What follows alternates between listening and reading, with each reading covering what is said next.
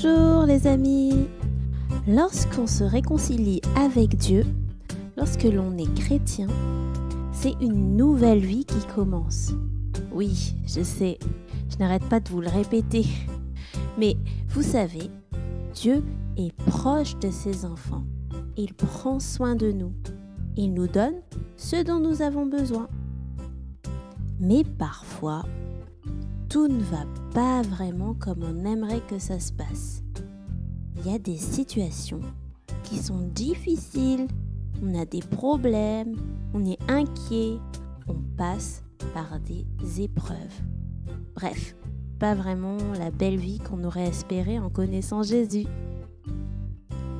Mais pourquoi a-t-on l'impression que Dieu nous laisse dans les épreuves et qu'il ne résout pas tous nos problèmes?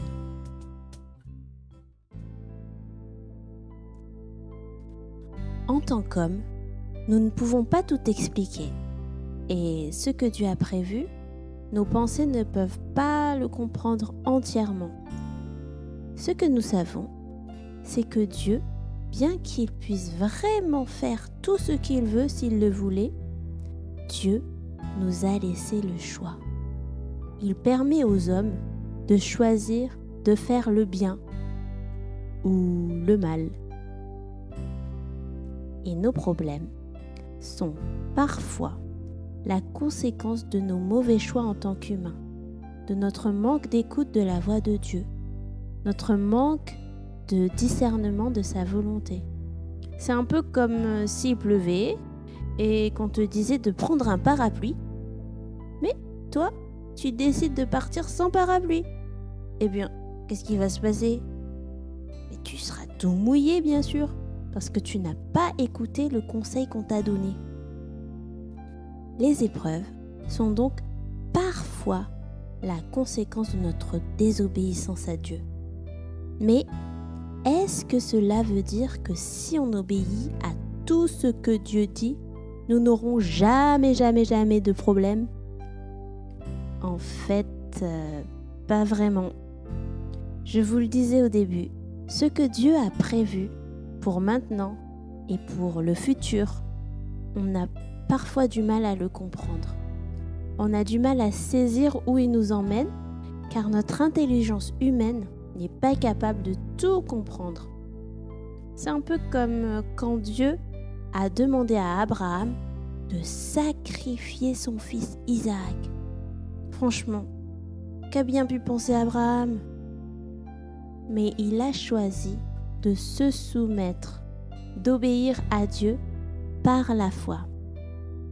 Isaac n'a pas été sacrifié et Dieu a honoré son serviteur Abraham qui a montré sa foi au Dieu Tout-Puissant. Il a montré qu'il avait confiance en Dieu quoi qu'il arriverait. Dans la Bible, nous lisons que les épreuves peuvent nous rendre plus forts.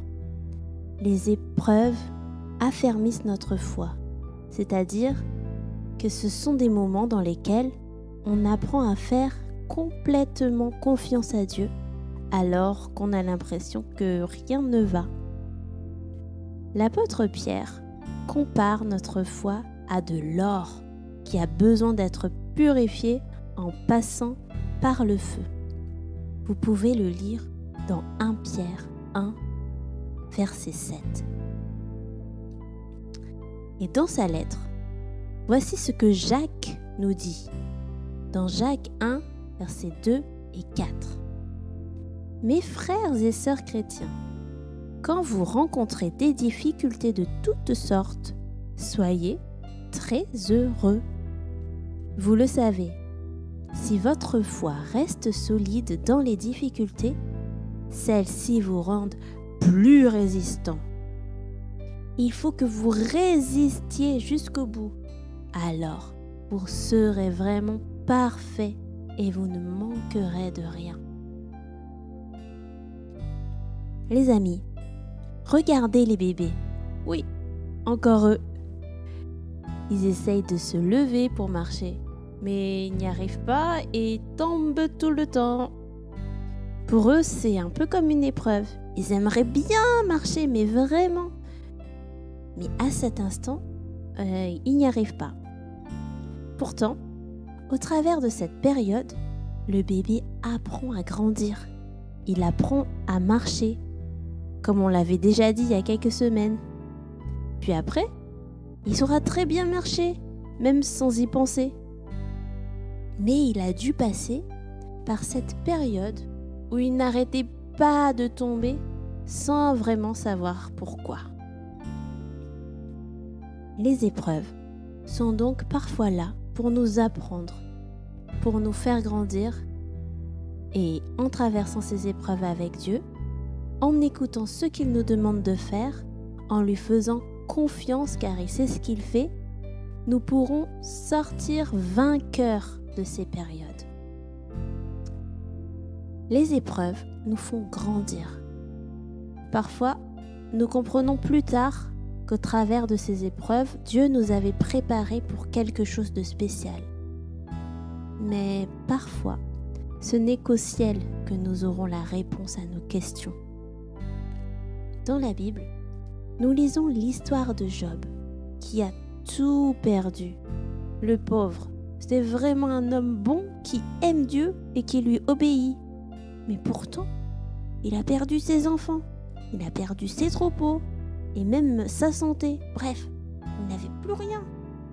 C'est vraiment injuste de notre point de vue, non ? Pourquoi ? Pourquoi ? C'est la question que nous nous posons souvent dans les épreuves. C'est aussi sûrement la question que Job et son entourage se posaient. Et lorsque nous lisons la fin de l'histoire, nous découvrons un Dieu qui se révèle comme le Tout-Puissant, dont la sagesse dépasse tout ce que nous pouvons imaginer. Il y a plein de choses qu'on ne comprend pas, qu'on ne comprendra peut-être jamais ici-bas sur Terre. Mais ce que nous apprenons au travers de l'histoire de Job, c'est que les épreuves peuvent nous rapprocher de Dieu. Elles nous permettent de reconnaître que Dieu est le maître de nos vies. C'est lui qui les dirige, même quand il semble silencieux ou même absent. Les épreuves nous replacent à notre place, avec humilité, devant la grandeur de ce Dieu que nous servons. Finalement, c'est souvent dans les épreuves que nous apprenons le mieux à faire complètement confiance à Dieu, même si nous ne comprenons pas toujours où il nous emmène. Nous allons prier ensemble.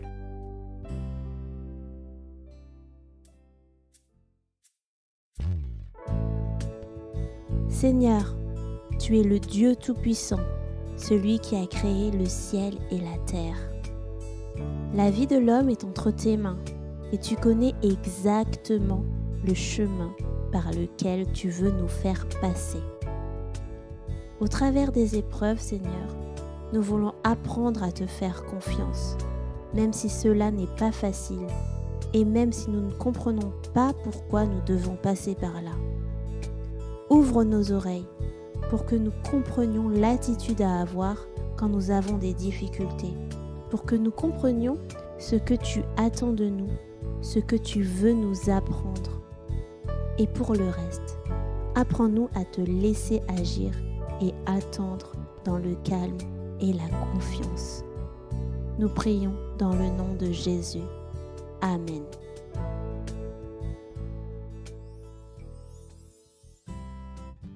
Bible en famille, c'est fini pour aujourd'hui. Retrouvez les références de cet épisode sur notre site biblenfamille.com et découvrez également d'autres ressources pour petits et grands. Merci de votre écoute. N'oubliez pas de vous abonner et de partager ce contenu s'il vous a plu. Et on se dit à très bientôt!